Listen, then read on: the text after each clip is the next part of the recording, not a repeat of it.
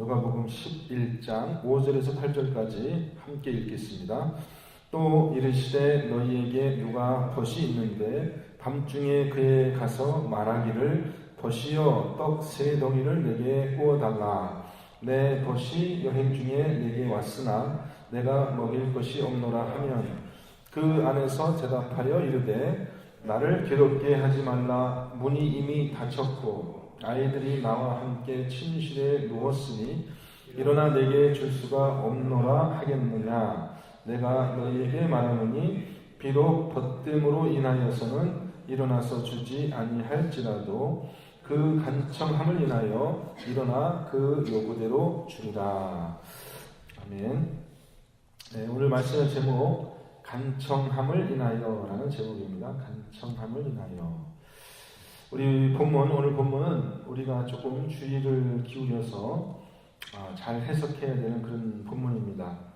어쩌면은 신약 성경 중에서 가장 우리가 오해하고 있는 그런 본문이 아닐까 그렇게 생각을 해 봅니다. 우리가 익숙한 그러니까 전통적인 해석이죠.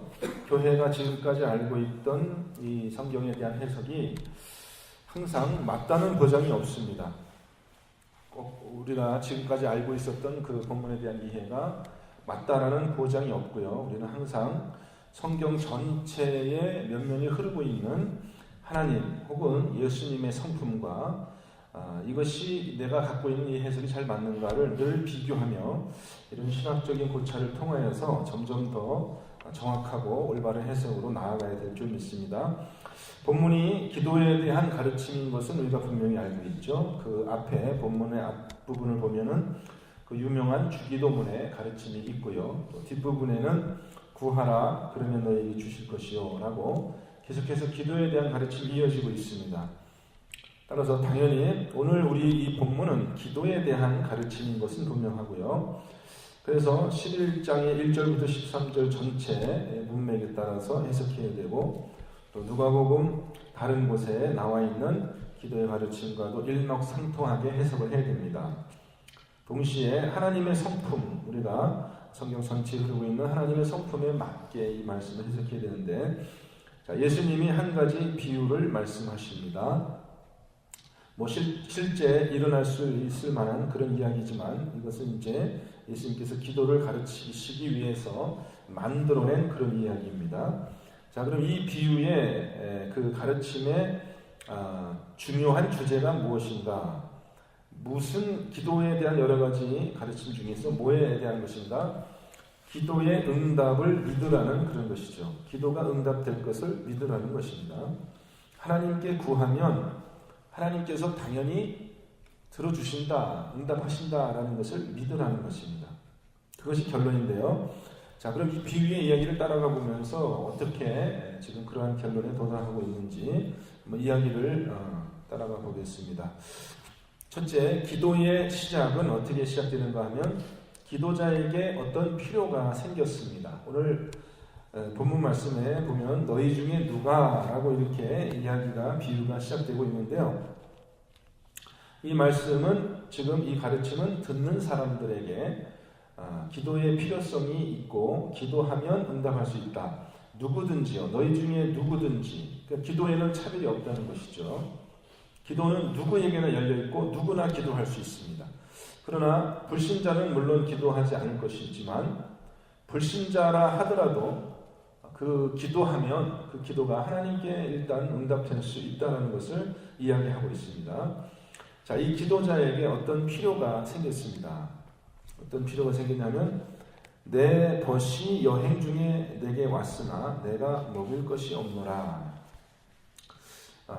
지금 예수님의 이 비유의 이야기가 짧은 내용인데 굉장히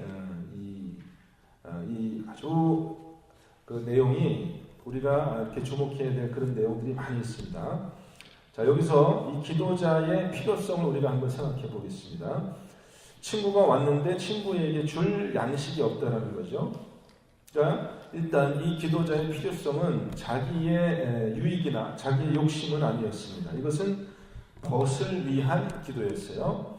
여기에 일단 기도의 정당성이 부여되고 있습니다. 우리가 기도하고 구할 때 뭐 나의 욕심을 채우기 위해서 그렇게 기도한다면 그것은 정당한 기도가 아니고 하나님께서 그 기도를 들어주실 이유가 없겠죠.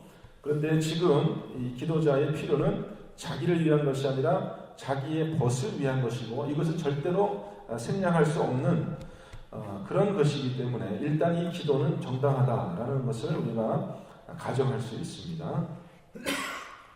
그래서 이 필요에 따라서 기도를 해야 될 그런 필요가 생긴 것이고요. 두 번째, 이 본문에는 친구라는 말이 나오잖아요. 벗이라고 이렇게 번역이 되어 있는데 두 가지 친구 관계가 나옵니다. 하나는 이 기도자에게 친구가 있는데 그 친구가 여행 중에 자기 집에 온 겁니다. 그 친구 관계가 첫 번째고, 두 번째 친구 관계는 뭐냐면 이 기도자가 이제 떡을 구하기 위해서 자기 친구에게 먹일 양식을 구하기 위해서 누구에게 가냐? 또 다른 친구에게 가는 것입니다. 그래서 두 개의 친구 관계가 있어요. 그것이 또 굉장한 의미가 있는 것이죠. 이 친구 관계가 때로는 진실하지 않을 수도 있지만 어쨌든 친구 관계는 친구 관계입니다. 자, 예수님 당시에 이 친구라고 하는 것은요, 벗이라고 하는 것은 얼마나 친밀한 친구, 얼마나 친밀한 관계였을까요? 이렇게 제가 질문해보겠습니다. 여러분, 부부 관계가 이 로마 시대, 예수님 시대 당시 부부 관계가 더 친밀한 관계일까요? 친구 관계가 더 친밀한 관계일까요? 사람들이 생각에 부부 관계가 더 친밀한가? 친구 관계가 더 친밀한가? 혹은 아버지와 아들의 관계, 부자 관계가 더 친밀할까요? 아니면 친구 관계가 더 친밀할까요? 로마 시대 사람들은, 유대 사람도 그랬고 로마 사람도 그랬고, 이 친구 관계는 가장 친밀한 관계를 이야기했습니다. 가족보다 더 친밀한 관계를 이야기하는 거예요. 그것은 사적으로, 개인적으로도 그렇지만은 공적으로도 사람들이 저 두 사람은 친구야 라고 했을 때 그 관계를 사람들이 그렇게 이해했다라는 것이죠. 그래서 친구 관계라 하면 여러분 필리오라는 친구의 사랑, 우정을 이야기하는 그런 헬라 말도 있지만은 친구 관계라고 하면은 서로 적어도 모든 것을 나눌 수 있고 목숨까지 내어줄 정도의 그런 친밀한 관계를 이야기하는 것입니다. 그러니까 오늘날 우리가 생각하는 친구가 아니야. 그죠? 오늘날도 우리가 친구, 내 친구 그런 얘기를 하지만은 우리가 생각하는 그런 친구가 아닙니다. 이 당시에 친구 관계라고 하는 것은 정말 보통 친밀한 관계, 모든 관계 중에서 가장 친밀한 관계를 친구라고 했으니까요. 친구가 이렇게 많지는 않겠죠. 그래서 성경에 하나님의 친구라는 말을 들은 사람이 유일하게 아브라함이에요. 하나님이 아브라함을 너는 내 친구다, 내 벗이다 그랬거든요. 그리고 나서 이제 또 예수님께서 또 제자들을 일관해서 너희를 내가 내 친구라고 했다 하면서 친구를 위해서 목숨을 버릴 것에 대해서 이야기하고 있잖아요. 그러니까 친구라고 하면 그 정도는 된다는 것이죠. 아무 때나 예고 없이 집에 찾아오는 것이 전혀 친구 관계에서는 전혀 그것이 신뢰가 된다든지 미안한 것이 된다든지 그렇게 되지 않고 오히려 당당한 것이에요. 내가 아무 때나 이 친구 집에 찾아와도 나에게 필요한 모든 것을 이 친구는 당연히 나한테 줘야 되는 것이고요. 그냥 친구가 살고 있는 그 침실까지 내가 더벅더벅 걸어 들어갈 수도 있는 그 정도의 친밀함을 생각합니다. 그렇다면은 지금 여행 중에 있는 친구가 찾아왔다 하면은 당연히 그 친구를 맞아들이는 이 사람의 입장에서는 친구에게 필요한 모든 것들을 당연히 내가 공급해야 될 책임이 있는 거예요. 그리고 그 친구는 전혀 미안할 것도 없어요. 당연히 그것을 받아 먹을 수 있는 그런 권리가 친구에게 있는 것입니다. 그런데 지금 찾아온 친구에게 물론 예고 없이 찾아온 것입니다. 예고 없이 찾아온 친구에게 먹을 것이 없어요. 그 대접을 할 것이 없어요. 이런 상황은 절대로 있을 수 없는 상황이니까 반드시 이 친구를 만난 이 사람이 무슨 수를 써서든지 친구에게 양식을 대접해야 될 그런 이제 의무가 있는 것이죠. 만약에 그렇게 하지 못한다면 이 친구를 만난 이 사람에게 큰 부끄러움이 될 수 있고요. 큰 흠이 될 수 있는 그런 상황입니다. 그래서 야, 너 하필 왜 내가 이렇게 아무 준비도 없이 먹을 것도 없는 이 시간에 왜 찾아왔냐라고 친구를 책망한다든지 면박을 줄 수가 없는 것입니다. 그래서 이 친구가 이제 생각하는 게 뭐예요? 그러면 내가 이웃에 있는 내 친구에게 가서 떡을 빌려야 되겠다 하고 또 친구의 집을 찾아갔는데 그 친구도 마찬가지죠. 나랑 친구 관계예요. 밤이 늦었어요. 문이 다 잠겼고 잠자리에 들어있는 그 시간인데 친구가 문을 두드리면서 이제 친구를 부르겠죠. 아무개야, 아무개야, 내가 지금 떡이 필요하니까 떡을 좀 내줘라. 그러면서 예수님이 이제 그 이야기를 듣는 사람들에게 묻는 겁니다. 자, 친구가 찾아와서 이렇게 밤중에, 한밤중에 예고 없이 찾아와서 떡을 달라고 그럴 때 그 안에서 친구가 대답하기를 나를 괴롭게 하지 말라. 문이 이미 닫혔고 아이들은 나와 함께 침실에 누웠으니 일어나 내게 줄 수가 없다. 이렇게 대답을 하겠느냐라고 묻는 거예요. 주변에 있는 사람들한테. 여러분 어떻게 생각하세요? 그렇게 대답하겠습니까? 친구가? 우리들은 뭐 그럴 수도 있겠지라고 대답할 수 있지만은 예수님의 이야기를 듣는 그 당시 사람들은 절대로 그럴 수는 없죠. 절대로 그럴 수는 없습니다. 아니 세상에 그런 친구가 어디 있어요? 친구가 찾아와서 떡을 달라는데 아무리 한밤중이라고 해도 내가 지금 자고 있으니까 안 된다라고 그렇게 대답할 사람은 아무도 없다. 그 당시에 예수님의 이야기를 듣는 사람들은 이구동성 그렇게 대답을 했을 것입니다.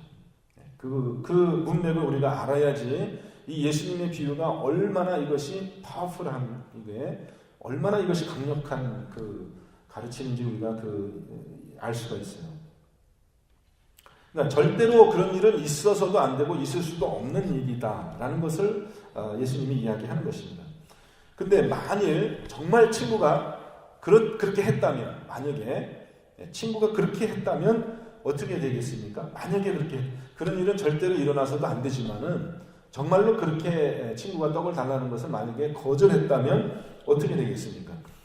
그렇다면은 그것은 친구 관계가 이제 깨지는 거죠. 이 친구는 더 이상 친구가 아니라 오히려 그 친구의 우정을 저버린, 신의를 저버린 그런 사람이 될 것이고 오히려 원수 관계가 될 거예요. 친구가 변화해서 원수가 되겠죠. 저런 친구가 세상에 어디 있을 수가 있나. 또 공적으로 봤을 때는 그 이야기를 듣는 동네 사람들은 다 어떻게 생각하겠어요? 야, 저 사람은 저렇게 친구에게 저렇게 대하는 사람이다라고 크게 그 사람의 명성이 부끄러움을 당할 것이고 온 동네에 아마 망신을 살 것이에요. 그런 상황이 만약에 벌어진다면요. 예수님이 하시는 지금 말씀의 뜻이 그런 뜻이에요. 그 사람이 진심으로 친구를 위하지 않는다 하더라도 또 혹은 지금 너무나 졸리고 귀찮아서 일어나서 주고 싶지 않다 하더라도 그렇다 하더라도 그가 반드시 일어나서 주어야 될 이유가 있다는 것입니다. 그 이유가 무엇일까요? 귀찮은데도 불구하고 일어나서 줘야 될 이유가 무엇입니까?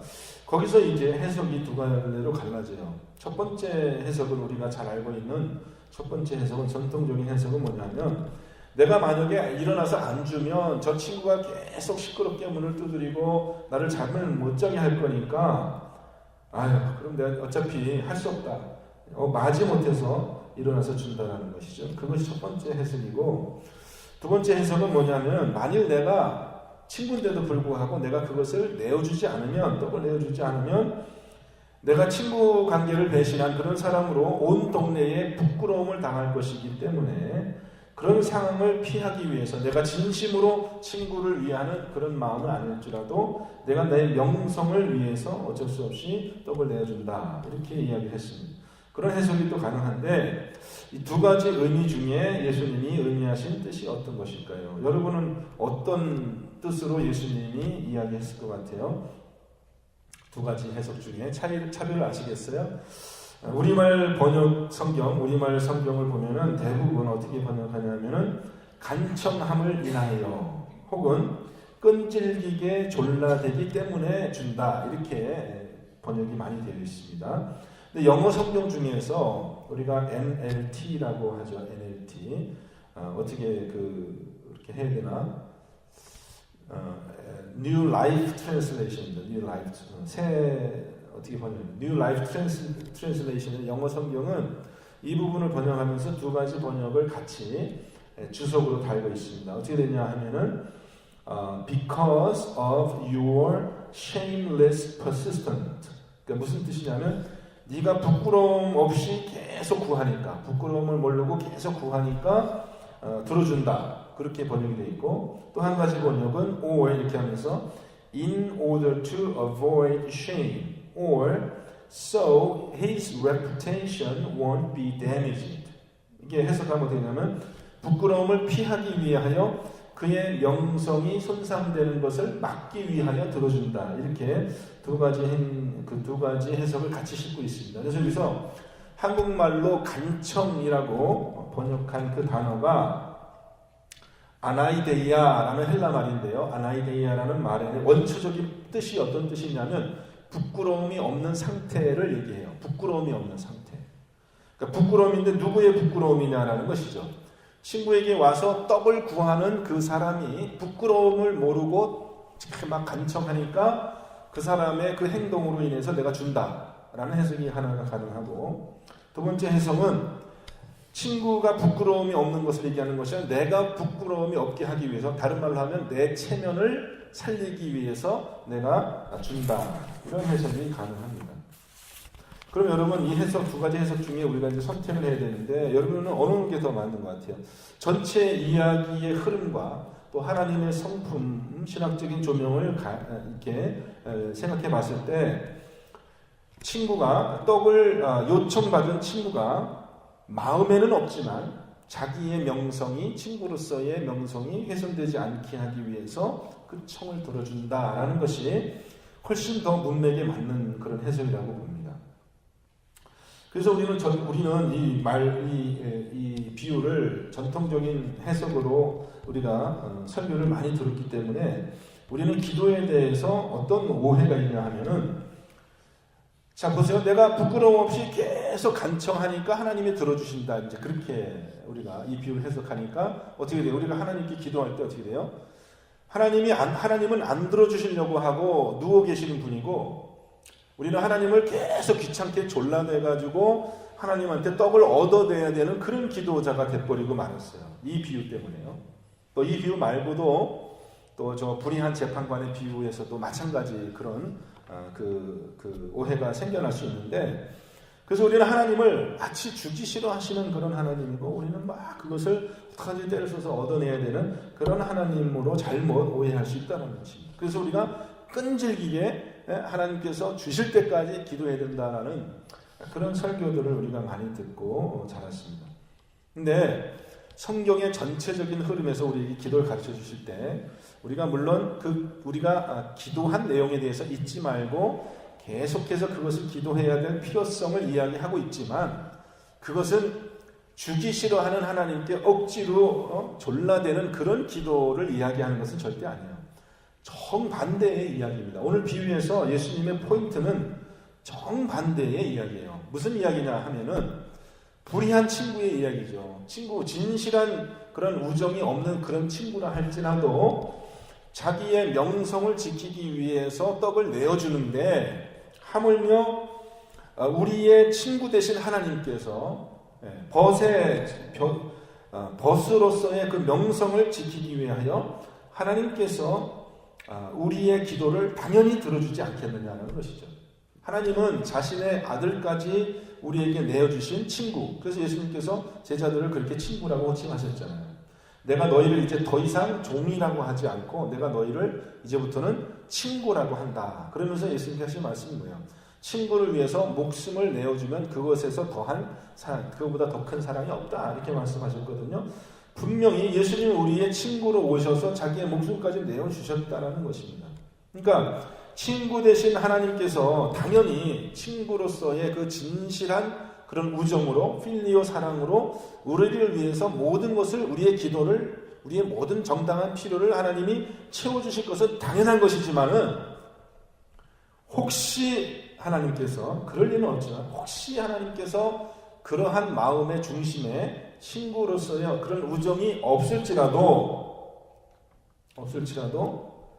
자신의 명성을 지키기 위해서, 자신의 이름의 영광을 지키기 위해서 우리의 기도를 반드시 들을 것이다 라는 것입니다. 이것이 여러분 1세기 예수님 당시에 이 예수님의 비유를 듣는 그 사람들에게 얼마나 이것이 감동적이고 얼마나 이것이 설득력 있는 비유인지를 좀 여러분들이 이렇게 저와 여러분이 이렇게 좀 느꼈으면 좋겠습니다. 이건 정말로 엄청난 아주 그냥 웅변 중에 웅변이었습니다. 여러분 이 기도의 가르침입니다.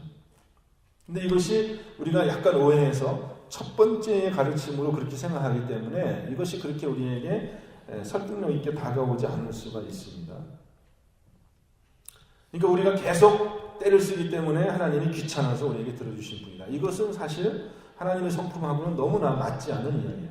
근데 여러분 모세의 기도, 다니엘의 기도, 또 히스기야의 기도, 여러 구약의 모범의 기도를 항상 보면은 뭡니까? 모세가 하나님께 기도할 때 하나님 왜 내 기도를 하나님이 들어주셔야 된다고 그렇게 호소합니까? 왜? 무엇 때문에 하나님이 내 기도를 꼭 들어주셔야 된다고 해요?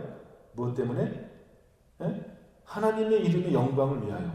보십시오. 하나님이 큰 팔과 펴신 팔로 우리를 10가지 재앙을 애굽 땅에서 구원해 내서 이 광야에서 우리를 죽게 한다면, 우리 모두를 하나님이 죽이신다면 가장 피해를 보는 사람이 누구예요? 우리는 광야에서 죽고 말지만 그거보다 더 큰 손해를 보는 사람이 누구예요? 하나님이라는 거예요. 하나님. 이 세상 사람들이 하나님을 뭐라고 하겠습니까? 저 하나님은, 이스라엘 하나님 여호와는 이 백성들을 애굽에서 구원할 능력은 있었지만 그들을 가나안 땅에 보낼 그런 능력이 없어서 광야에서 다 죽인 그런 하나님이다, 실패한 하나님이다 라고 하나님의 이름의 명성이 누가 되지 않겠습니까? 하나님 우리 기도를 들어주십시오. 모세가 이렇게 강구하거든요. 똑같아요. 그 기도는. 그 기도의 패턴은 똑같아요. 다니엘의 기도도 그렇고 히스기야의 기도도 그렇고 항상 구약의 기도의 전형을 보면은 뭘 따지냐 하면은 하나님의 이름에 누가 된다라는 거야. 내 기도를 안 들으면.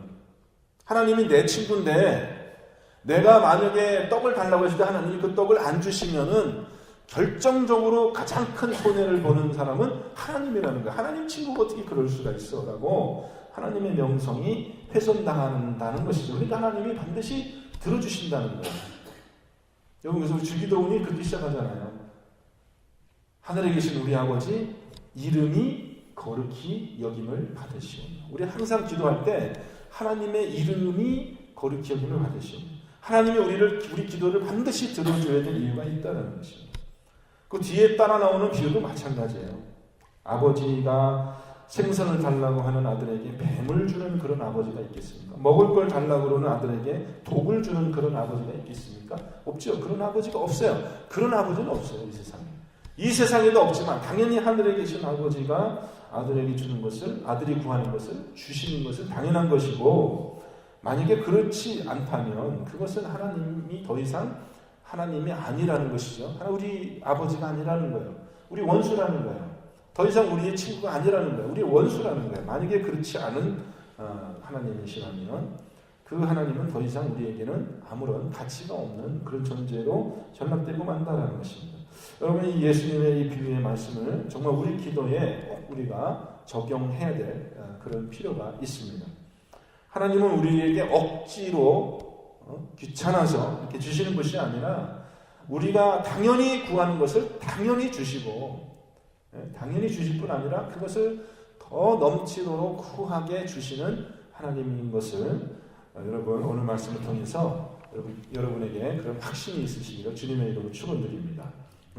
그러니까 간청함을 인하여 그 말을 우리가 조금 새겨서 우리가 해석을 해야 될 필요가 있는데, 물론 우리가 요청해야 될 필요는 있지만 그 요청을 들어주는 하나님의 마음은 정말 우리의 요청하는 우리의 마음을 더 뛰어넘는 그런 사랑과 또 진실함으로 하나님의 명성을 위하여 우리의 기도를 반드시 들어주신다는 것입니다. 여러분, 오늘 우리가 기도의 자리에 모였습니다. 여러분, 이 믿음 가지시고 정말 여러분이 욕심으로가 아니라 하나님의 뜻대로 무엇을 구하면 반드시 하나님이 구하는 대로 주실 것을 믿는 그런 기도로 하나님 앞에 나아가는 귀한 이 시간이 되기를 다시 한번 주님의 이름으로 축원드립니다. 기도하겠습니다. 하나님 아버지, 자신의 아들까지 아낌없이 내어주신 하나님께서 무엇인들 우리를 위하여 참 주시지 않겠습니까? 하나님, 이 위대한 하나님의 성품을 우리가 오해하지 않고 기도의 자리에 나갈 때 하나님 담대함으로 구할 수 있는 저희 모두가 되게 하여 주옵시며, 이 기도의 시간에 정말 하나님의 뜻을 분별하여 우리에게 필요한 모든 것을 하나님께 구하고 또 응답받는 귀한 믿음의 종들 되게 하여 주옵소서. 주님의 말씀에 은혜 감사드리며 예수 그리스도 이름으로 기도하옵나이다. 아멘.